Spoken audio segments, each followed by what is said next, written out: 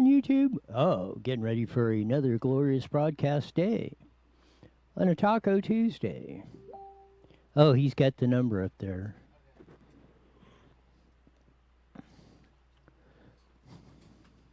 See if we got the right one. Well, we might have Eddie George on for all you watching on YouTube on that. We haven't had him on for a while. He's been busy setting up his new studios and stuff.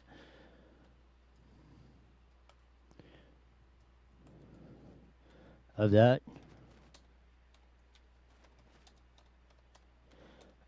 we're going to be cooking up here on Facebook Live.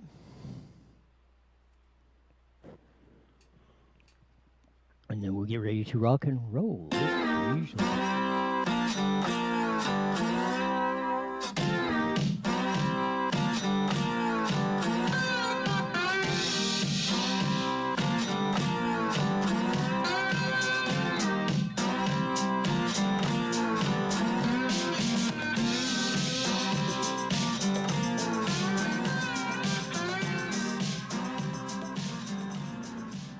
There's that funky slide guitar music that usually comes on every Monday through Friday, live at 5 on Facebook Live and YouTube.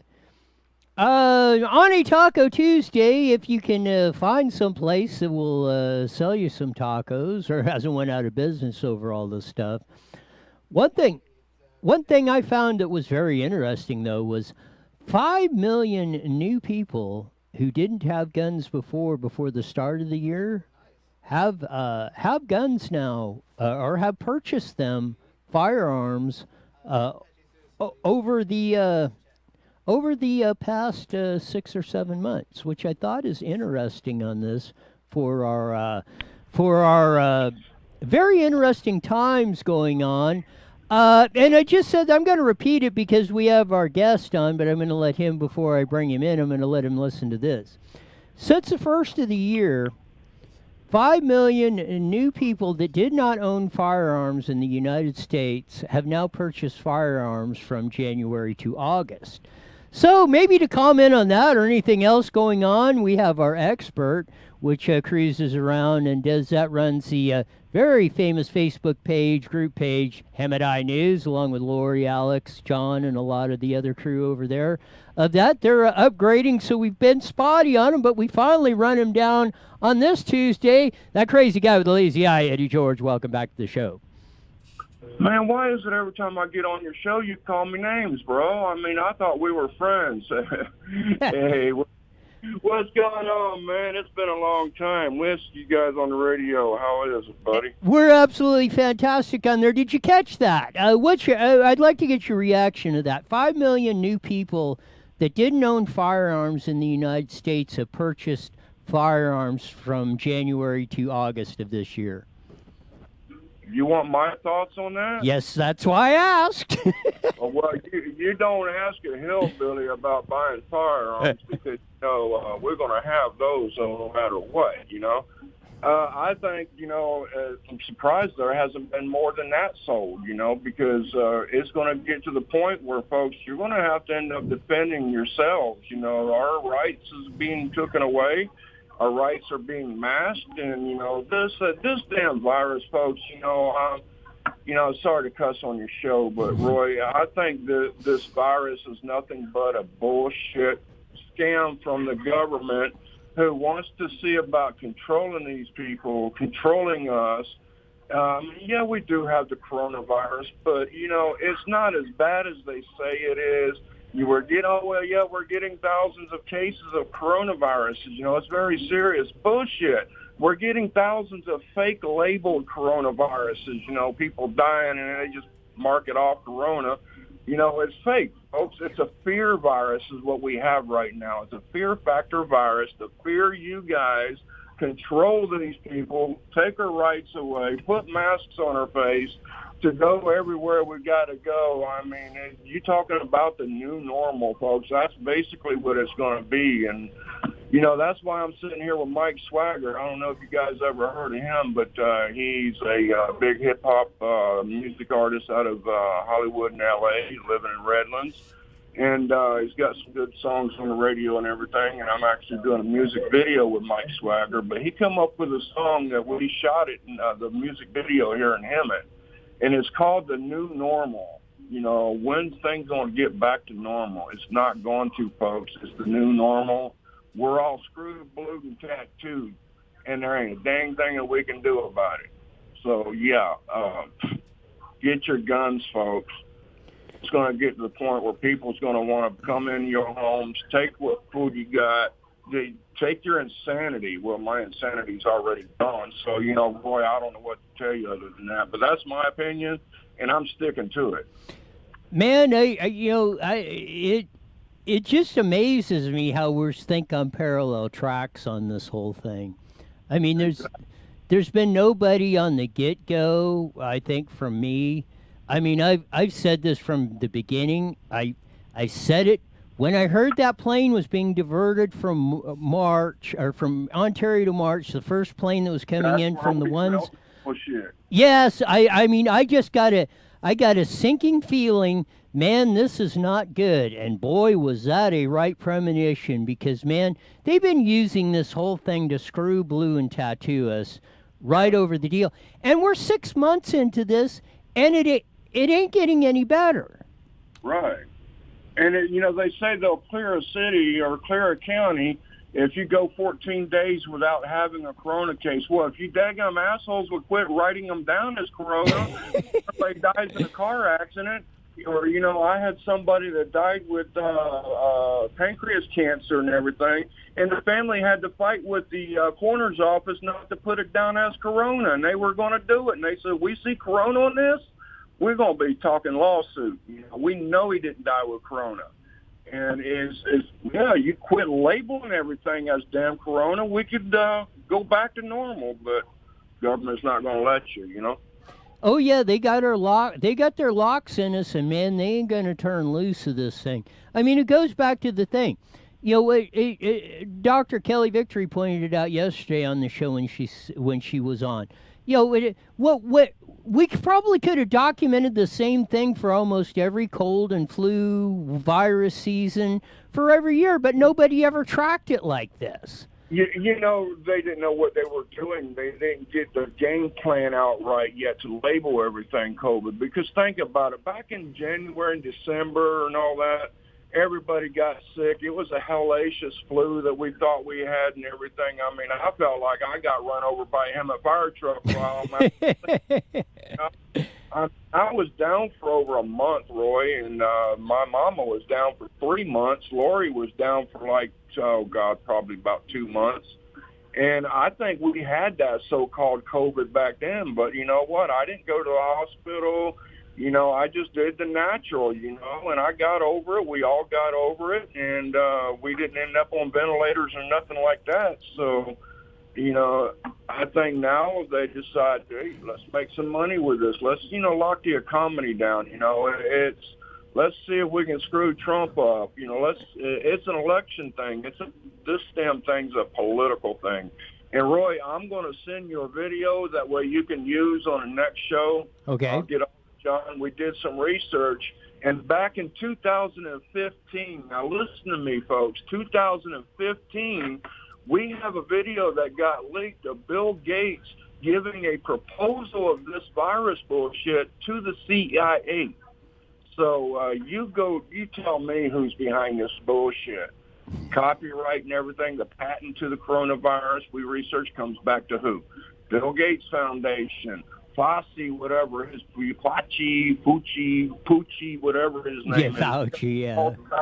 They're all tied into this. Why would they have the shit patented back in that? You know, come on now. You know, I on this whole thing, I've been on this, and you know, I try to stay off of the conspiracy theories and all the stuff in the but I mean, this stuff is just it's too weird. But this ain't no conspiracy theory. We actually found the damn proof, you know? I mean, yeah, there's too much of this stuff out there for this to be some sort of coincidence. Now, they might not... I can't say 100% that they planned this, but, man, they couldn't have picked a perfect storm to pull off what they're doing now. And, I mean, increasingly...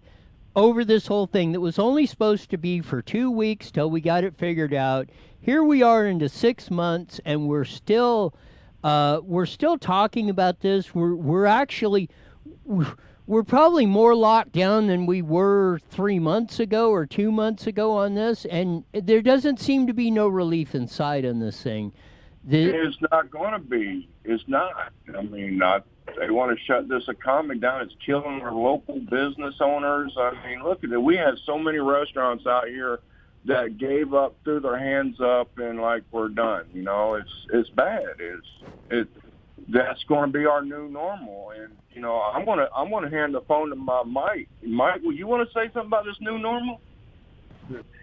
Man, you know, ain't no new normal. We gotta go back, and people gotta realize that, you know, this virus is just a fear. You know what I mean? Floating around in the air. You know what I mean? Like, you know, that's all it is. I mean, you know, if you do the numbers, you know, you have a better chance of meeting somebody winning the lottery than, you know, I mean, actually somebody dying from it. You know, 39.5 million people. You know, you got 10,000 people that died in California, and you know, you do the numbers. It's I mean, 0.00. Right. Like, you know. And if you notice, Mike, too. I mean, a lot of people don't want to hear logic. A lot of people, you know, because fear is it's an emotion, and it's driven off of like, oh, okay, well, it might be there. Like, even though there's still that chance, like, people are like, oh, it doesn't matter, like, how low the chance, like, you know, it could still be there. But, you know, that's the point, and that's, you know, people are scared and they're turning on each other, you know, whether it's, you know, you wear one or you don't wear one, you know, people are offending. We get too many Karens out there. Yeah, there you go. We're coming to the end of the segment, Eddie, so I'll give you about 30 seconds to plug Hemet Eye News and wrap it up. Hey, well, you know what? I appreciate what you're doing out there, Roy. I do apologize. I've not been out there very much for you, but we've been kicking it, trying to get something bigger for the community. But, hey, you guys make sure you do follow us on YouTube under Hemet Eye News. Also on Facebook, Hemet, EYEnews.com. And it's EYE on both pages, YouTube and Facebook. And they call me that hillbilly crazy guy with a lazy eye with HemetEyeNews.com. And Roy, good talking to you. And I am now getting out of my chair, and I am off your air. Thanks again, Eddie, and we'll do it next week. There was a great Eddie George from Hemet Eye News and Mike Swagger, recording artists who they were doing shooting a video on. We got a coming up here. We got a segment coming up with Stephanie and us talking about some very interesting stuff. So let her rip, Jesse. On a little bit yesterday with Dr. Kelly Victory on the show about the Joe Biden mask mandate. Joe Biden, who is now officially the Democratic nominee for President of the United States. Yeah, let's see how that hand clap goes after this. And he, you know, as I said on the show, the first thing that popped in my mind was, oh, well, you cannot mandate a mask mandate until January 20th, 2021 at the earliest. Is this the signal of what the new normal, what will be in the future if Joe Biden is elected presidency? And we've talked about this, about the tactics. We've ran some series on it, had some segments that we've done on this. And I think I even said yesterday, they were just waiting. They didn't know what it was, but they have these plans in place, and they're just waiting for the perfect storm to take it to the next level. The perfect storm in 2020 was COVID-19. Right. This is a little articles that came out, and it's a whole series of that, but we're just going to touch on it. This is how this stuff is done. It's put your target in a decision dilemma. Here's the lady you're seeing, the shirt that she's wearing, Veterans for Peace. Now, who wouldn't be for Veterans for Peace with the little birdie, with the leaf in its arms, flying to build a nest? Isn't that all great and wonderful? We're going to do. That's Cindy Sheehan, who, had a big deal on Bush on the thing back in the day. But this is from the article that goes on, is contributed by Andrew Boyd and Joshua Kahn Russell. In sum, design your actions so that your target is forced to make a decision, and all their available options play to your advantage. That's scary. If you design your action well, you can force your target into a situation where they have to respond, but have no good options, where they're damned if they do, damned if they don't. In fact, many actions with concrete goals, such as blockade, sit-ins, tree sits, etc., require a decision dilemma in order to be successful. Consider the blockade of a building. A tactically effective blockade leaves your target with only two options: negotiate with you, meet your demands, or react with force and violence against you or arrest. That's a decision dilemma. Don't let your target walk out the back door. Don't put yourself in a situation where they can wait you out with impunity. You must force a clear decision dilemma. Without it, you let your target and police determine the success of your action rather than calling the shots yourself. Be sure to cover all exits, literally and figuratively. Creative activists can adapt to this tactical insight of force to their target into a similar dilemma on a symbolic level. I'm going to stop right there. Recognize that? That is terrifying. I do in so many ways. I don't like it. You being one of them, but I mean, others being bigger. I'm just kidding about you. But no, that is terrifying. That is totally what's happening. You see these tactics come on all the time. Right. I see them from our government officials. I see them from the executive staff. They don't attack the message, they attack the messenger. That's what's happening. We can roll the videotapes and who's done it and who hasn't. And right here, I can set you personal examples right here in my own city with me of executive staff members and politicians practicing exactly this. They don't attack the message. They don't attack the facts. They attack you. Right. And that's exactly what this thing is saying. Don't let them get the upper hand, because that's what they're saying of this. Oh, well, COVID-19, if you don't wear a mask, you don't want to kill your mother. Right. Now let's discuss the facts or what's happening. Or you might kill 10 people versus the one. You may extend the life of 6 months, but you may cost gazillion years of life expectancy off of others to take the action you're taking to extend the life of someone maybe for 6 months. Oh, you don't want nobody to die. One death is too many. Nobody should die from COVID. You can't take that. Haven't we heard that? Right, yeah. And we just heard yesterday about the Colorado study that's come out, which is one of many, I believe, that you're going to see. And as Dr. Kelly, Scott Atlas, Dr. Barkey, and many that we've had on the show have said, look at the collateral damage that they're doing across many people on this that you're not going to see maybe for months, years, or decades of the effect of the COVID hysteria that's went on, that we're still living today. But what do the forces that want to keep you with this? They don't, when you bring up the facts of this, they attack you. They attack the messenger. They don't attack the facts because they know they're going to lose. But eventually, won't people catch on that that is their tactic and then they'll switch it up to something else? Or has that always been the thing in place, you think? You know what I mean? And, I'll just touch on Cindy Sheehan's son passed away in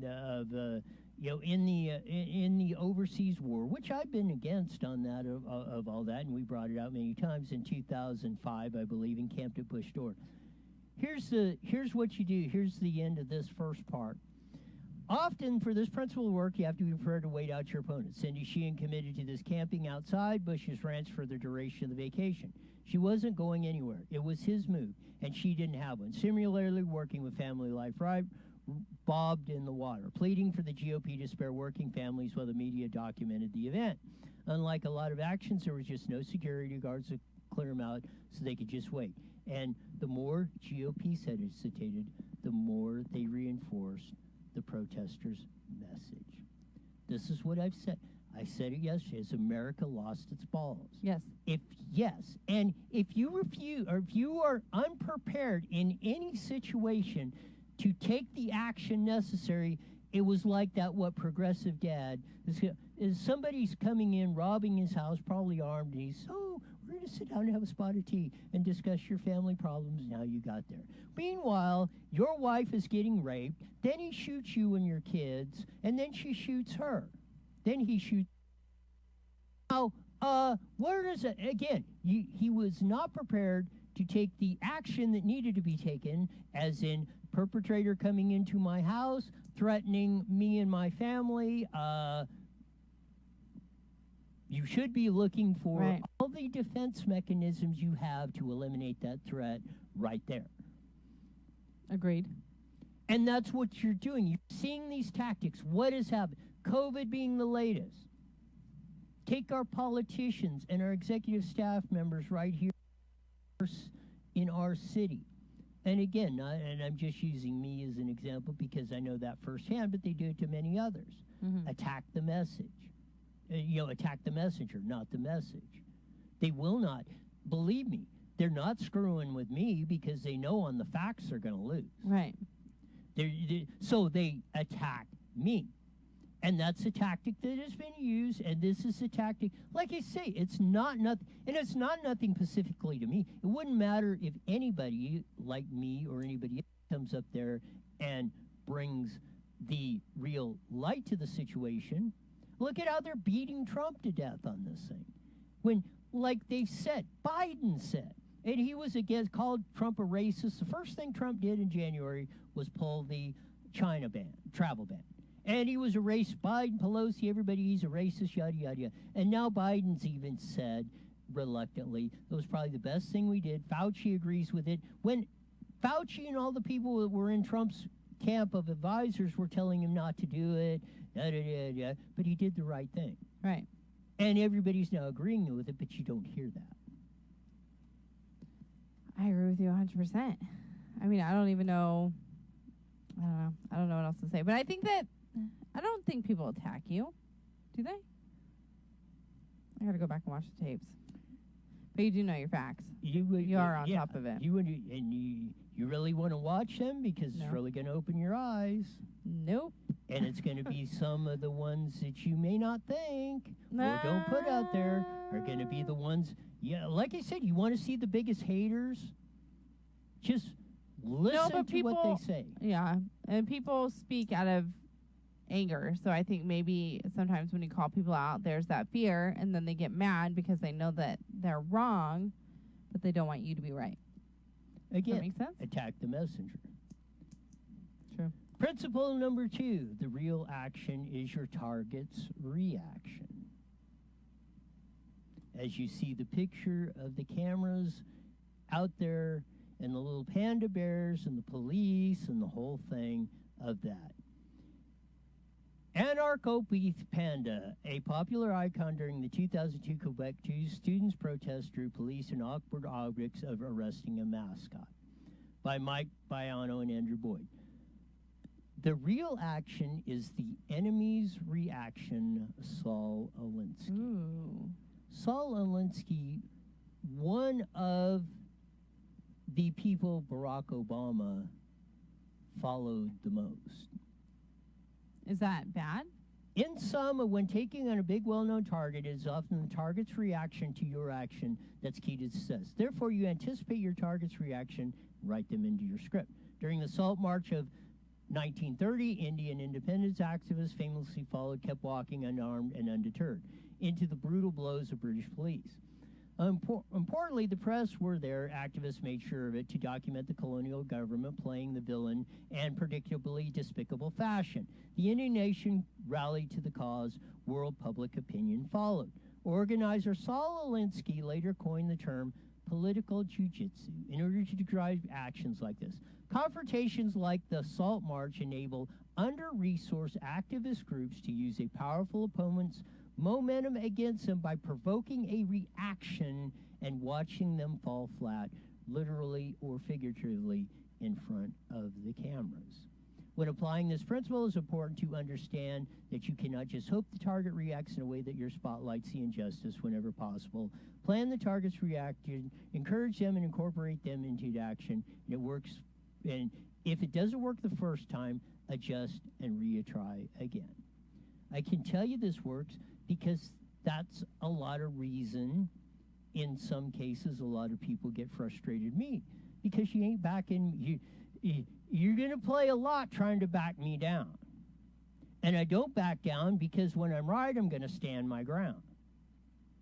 And that's like you should at your house or anything else. And the reason they get away with this crap, the reason your schools are locked down, your schools have been failing not only in California but nationwide, your standard of living adjusted for inflation has went in the toilet over all this stuff is because the vast majority of you have let them back you down. And you buy into their brand of BS, of the flowery talk and the this, and we're going to save you and protect you when they're literally screwing you into the ground. And who do they attack? The messenger that's saying exactly what they're doing. I'm honestly speechless. I don't even know what to say. A part of me wants, here's why I struggle. A part of me wants to believe it, but then a part of me is like, now my mind is going 1,000 miles per hour right now, trying to figure out how many times that has happened to me and who is doing it. I hate you sometimes. And I say that in a nice way. I understand. It's a hard concept. And it is, and I think that that's where a lot of people are struggling is that they can't. People, it's easier to be like, to me. You know what I mean? Again, it's like you say, it's that reality that hits you. And then in that the face. disappointment, like to know that you're disappointed in somebody for doing that. It's like that. I think it's hard for a lot of people too. I understand that especially if you bought into the lie. Right. And you bought into the lie of this is all going to be, Alice in Wonderland, and, everything's going to be, roses and carnations and the whole 30 thing. seconds. And you realize it's the people that have been telling you are the ones that have been actually screwing you into the ground. But then there's the sugarcoating, too. I mean, what's your stance on sugarcoating? Again, that's first... My stance on that, when I hear that... Do you think people need to be 100% I upfront automatically all times? back up. Here we go, because 10 seconds. Really? I sugarcoat stuff sometimes. Go to I mean, if you're... KET14am.com and download your free phone app today. IE Newswire Daily is on the air. The following is a paid program. Views and claims expressed are those of the program producer and are not endorsed by this station. Opinions expressed are not necessarily those of radio station KMET, its management, employees, or affiliates.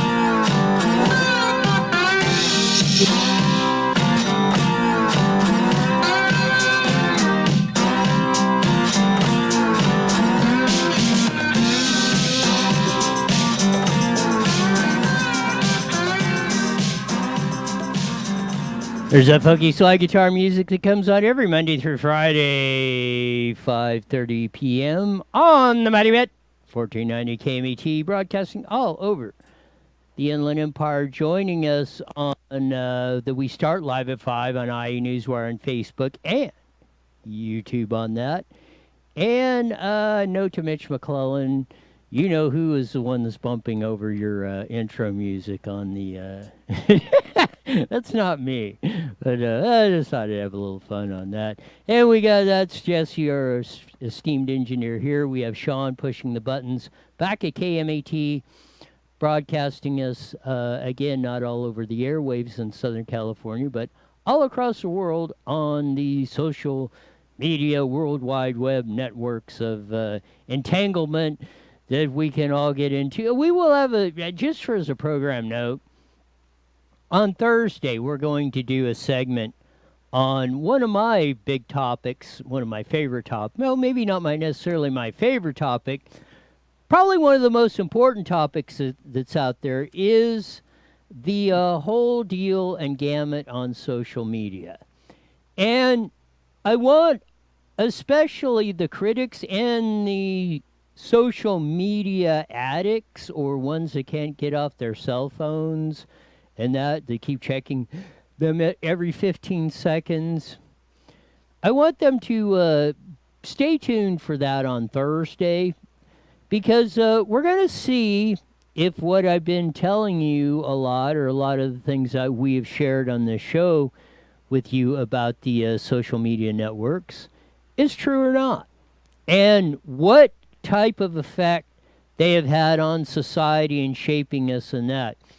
Because as I said a lot, if you really break down and understand or study of that, not through the filter of a bias or with your own your conclusion, as a lot of people do already, they have a conclusion in mind and they want to go out and do something to prove a point.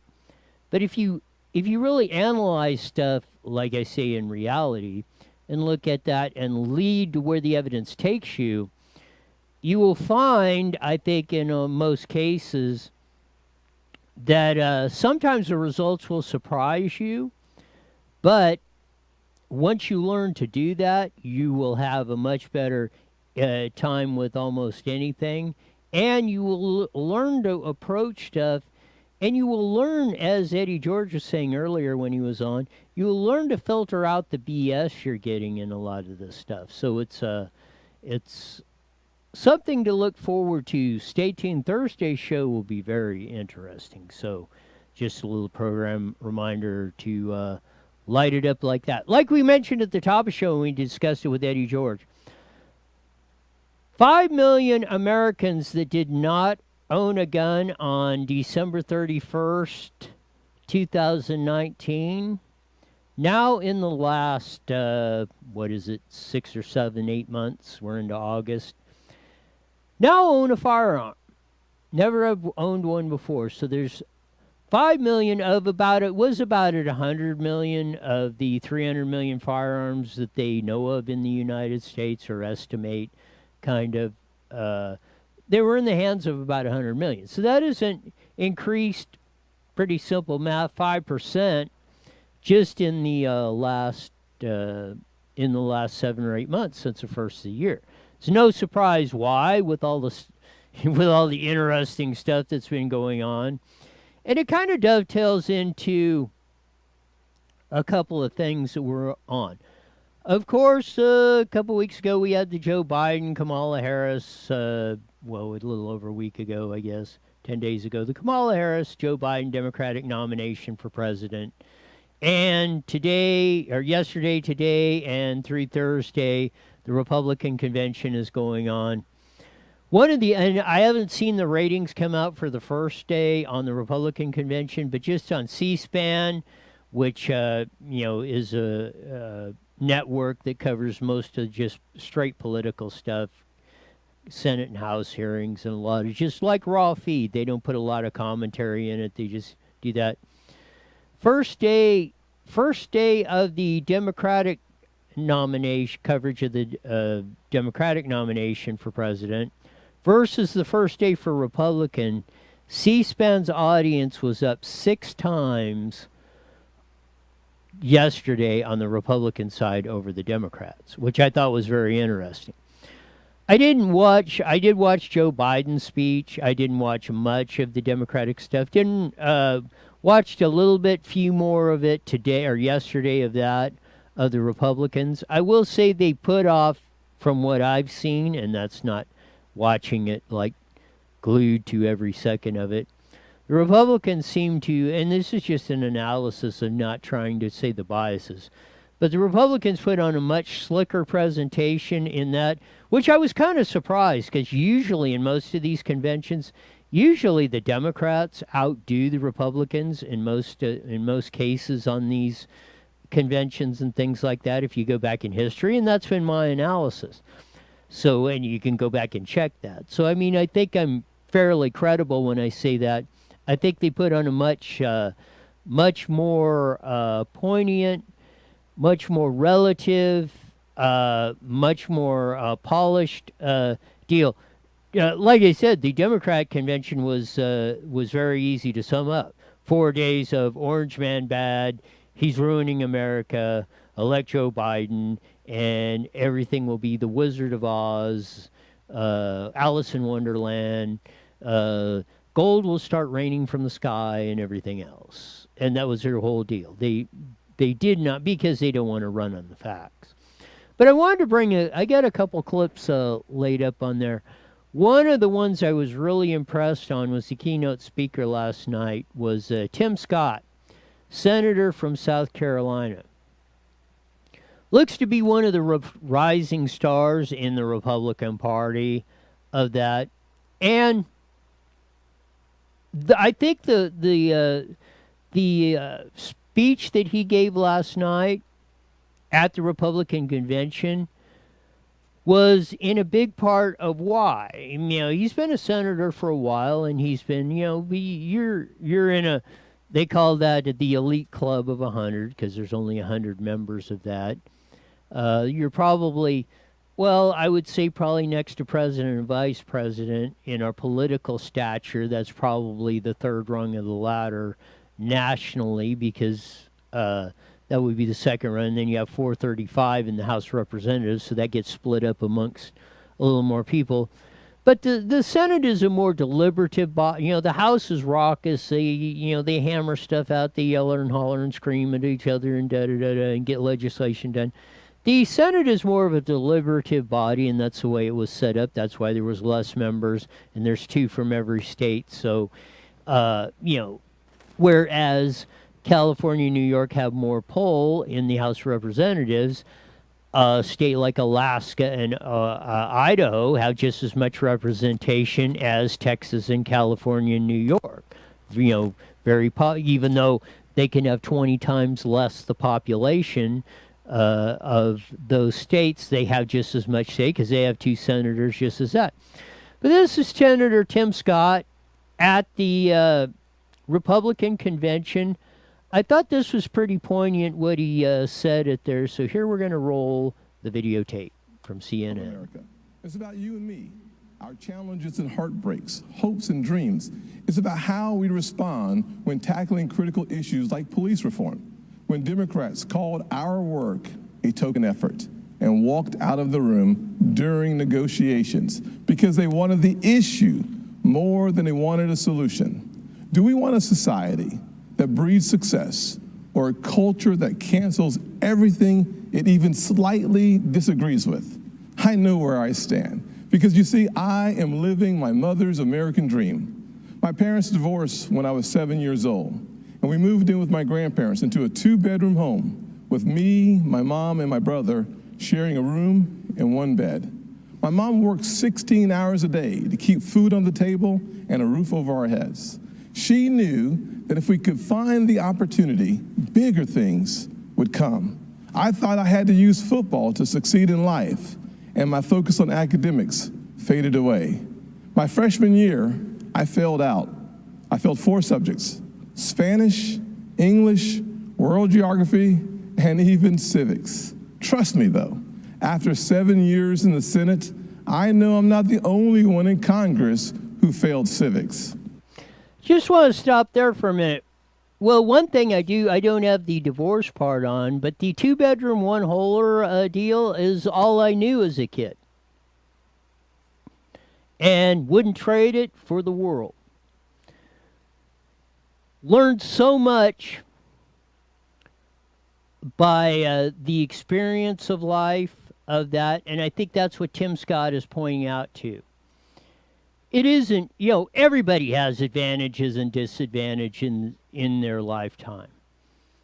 And kind of the example of that he said, Tim Scott said, I thought football was my way out of that, out of poverty and that.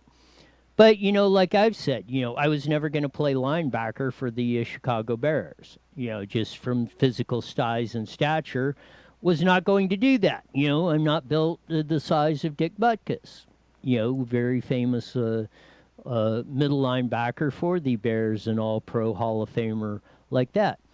But you don't crawl in the corner and say, oh, I can't do anything because I'm not going to do, I'm not going to be able to do that. I'm going to, sit over here in the fetal position and cry about it and, oh, the world's bad to me because I can't do da-da-da-da. No, you go out and do what you got to do. It's it's about what you make of it. And this is what I take from Tim Scott and Donald Trump. You go out there and you get after it. You know, if you would, the number one determinant on your success in life or whatever, or non-success of that is, as I say, go look in the mirror. I mean, that's, no matter what the situation you're in, 98.7% of what happens to you is what you make of it and what you do with it. Tim Scott just didn't, he had his failures, rose up of that, and as he said, going further, we're going to play a little bit more of the Tim Scott clip, so here we go.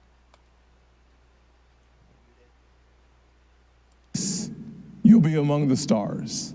She never lost faith in me, even when I lost faith in myself. Because of her encouragement, I went to summer school and caught up. The next year, I met my mentor, John Moniz, a Chick-fil-A operator. John saw something in me that I could not see in myself and started teaching me valuable life lessons. Like having a job would be a good thing, but creating jobs would be even better. That having an income could change my lifestyle, but creating a profit could change my community.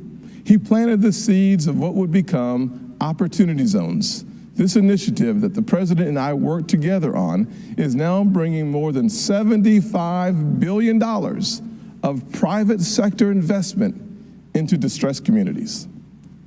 I took those lessons to heart and started putting the pieces of my life back together.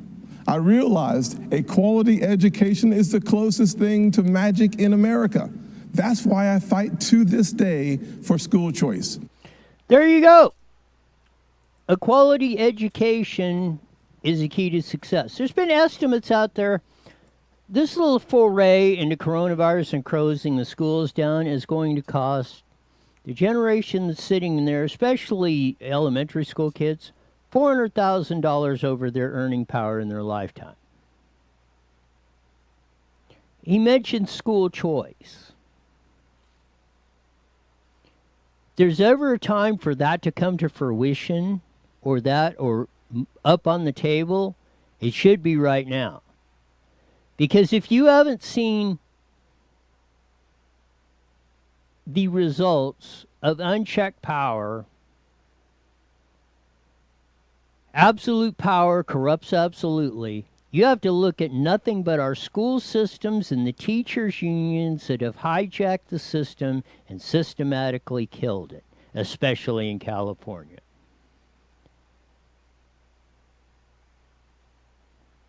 Like I said, where are the teachers, public school teachers who belong to the California Teachers Association, National Education Association, all that, marching and saying, open up our schools now, you're doing damage to our kids, the social distance, distance learning crap is not working, we can't teach it, kids ain't learning, you're screwing the thing up, let's get this thing together. No, they're going along with it, they're trying to make, we're making the best of it,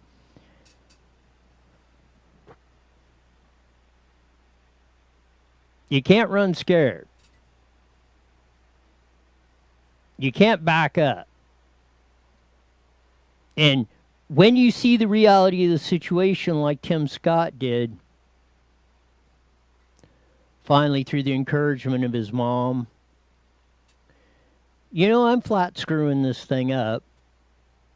I better get on the stick and straighten my stuff out and learn the real principles of success.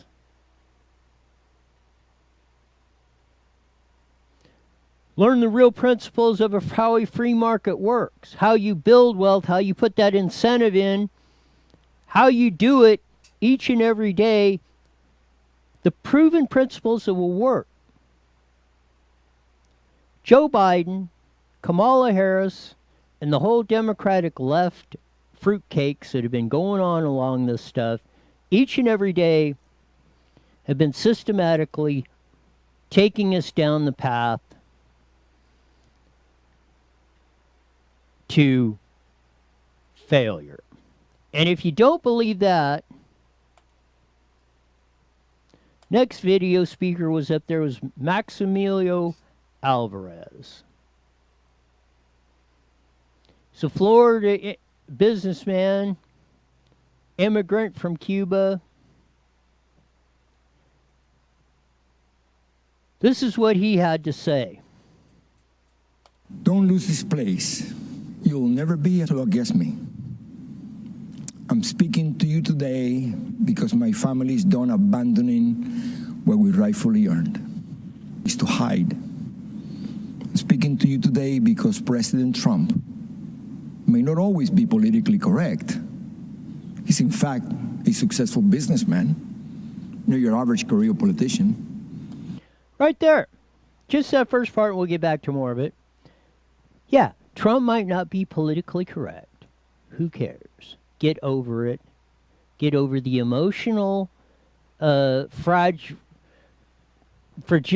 that a lot of you have, that, oh, you just can't, if nobody's kissing your rear end or telling you how great you are, that you're just going to fall to pieces and you're going to hate it no matter what. If it's the best thing for you, here's Maximo some more. Our president is just another family man, a friend, and most important, our elected commander-in-chief who puts America first. Keep in mind, the other guy running for president is mostly concerned about power. Yes, power for them, but not for the benefit of all Americans. I'm speaking to you today because I have seen people like this before. I've seen movements like this before. I've seen ideas like this before. And I am here to tell you, we cannot let them take over our country. I heard the promises of Fidel Castro, and I can never forget all those who grew up around me, who looked like me, who suffered and starved and died because they believed those empty promises. They swallowed the communist poison pill. If you have a chance, go to the Freedom Tower in Miami. Stop and listen. You can still hear the sounds of those broken promises. It is the sound of waves in the ocean carrying families clinging to pieces of wood. Families with children who can swim, but willing to risk everything to reach this blessed land. It is the sound of tears hitting the paper of an application to become an American citizen. Most heard and liked the promises, but soon after, they experienced the reality. Look at them, listen to them, learn the truth. Those false promises: spread the wealth, free education, free health care, defund the police, trust the socialist state more than your family and your community. They don't sound radical to my ears. They sound familiar. When Fidel Castro was asked if he was a communist, he said he was a Roman Catholic. He knew he had to hide the truth. A lot of us, myself, will never experience what Maximo did. But I've said it many times before. I'm not very smart, but I know a lot of smart people. And I also recognize, even though I might not have lived what Maximo did, I can see the results of it and know I don't want nothing to do with that.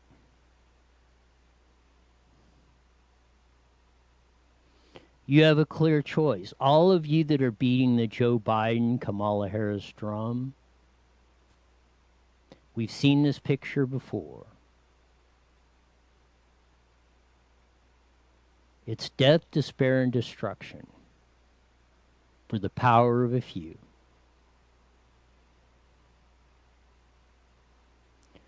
Maximo Alvarez seen it firsthand and escaped it, along with many others that risk everything to do that.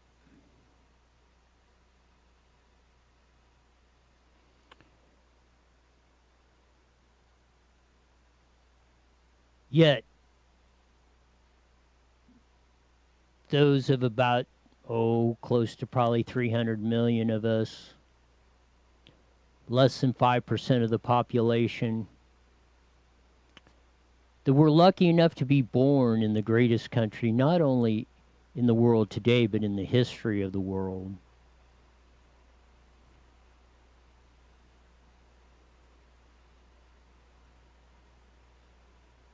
Need to stand and fight for what we were given. And as I've said many times, I don't want it to be to look back in the history books or have to answer questions later on, why were you the generation that threw this away?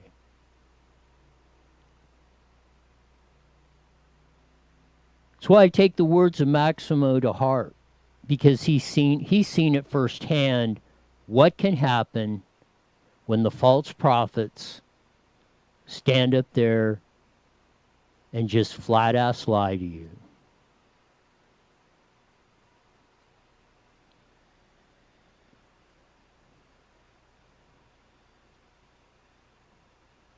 You've seen it.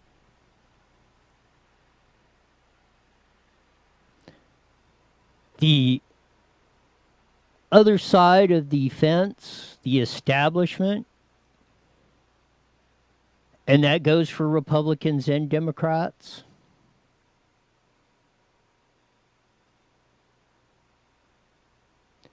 they're clinging to the Democratic Party right now because that's their only hope.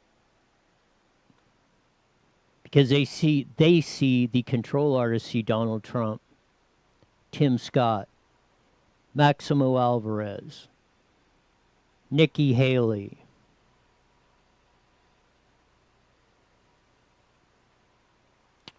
and others who spoke last night as the enemy. They see freedom. They see opportunity. And they only see it for themselves. And they will crush you in a New York second.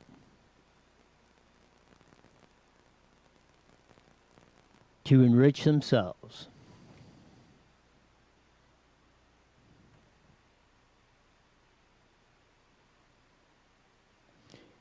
It's pretty concerning what's going on out there.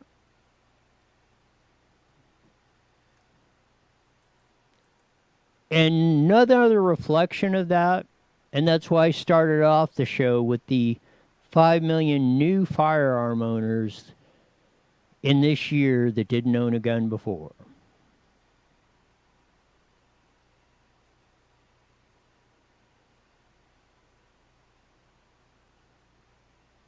Ask yourself why.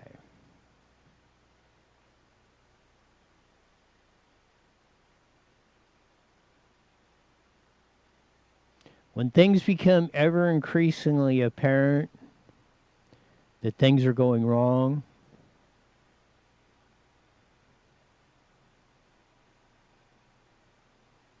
people will take action. Just depends what that action is. Just depends how far you push them.